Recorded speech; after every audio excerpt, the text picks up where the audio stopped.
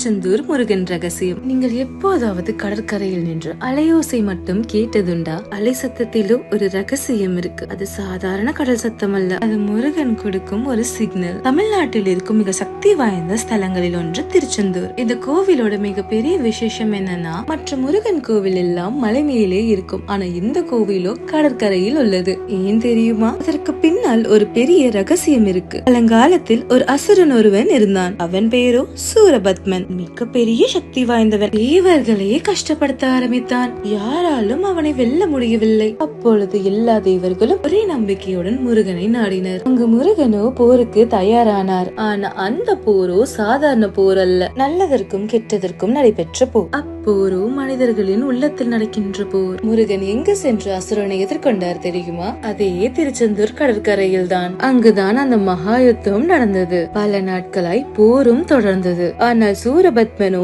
தனது மாயையை பயன்படுத்தி பல ரூபம் எடுத்தான். ஒரு நேரம் பெரிய மரமாகவும் மற்றொரு நேரம் பெரிய மலையாகவும் நின்றான். அப்பொழுது முருகன் தன் வேலால் அந்த எல்லா மாயையையும் உடைத்தார். இறுதியில் சூரபத்மனோ மிக பெரிய மரமாய் மாறி நின்றான். ஆனால் முருகன் அந்த மரத்தை இரண்டாக பிளந்தார். அதிலிருந்து வந்ததோ ஒரு மயில், ஒரு சேவல். மயிலை தனது வாகனமாகவும் சேவலை தனது கொடியிலும் ஏற்றினார். இப்போ இதில் இருக்கும் ரகசியம் என்ன தெரியுமா? முருகன் அசுரனை கொல்லவில்லை, அவர் அவனை மாற்றினார், கெட்டதை நல்லதாக்கினார்.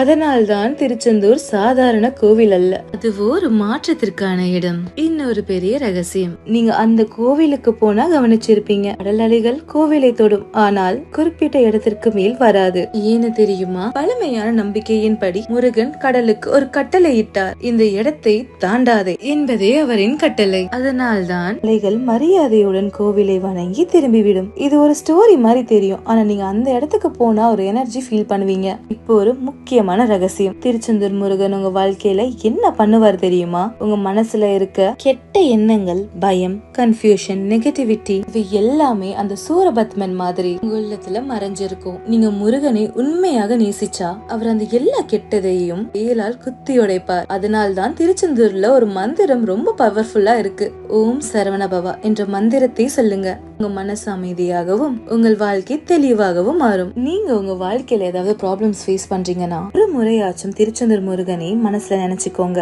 உங்க உள்ளத்துல இருக்க சூரபத்மனை நல்லதாக மாற்றுவார். இது ஒரு கதை அல்ல, திருச்செந்தூர் முருகனின் ரகசியம்.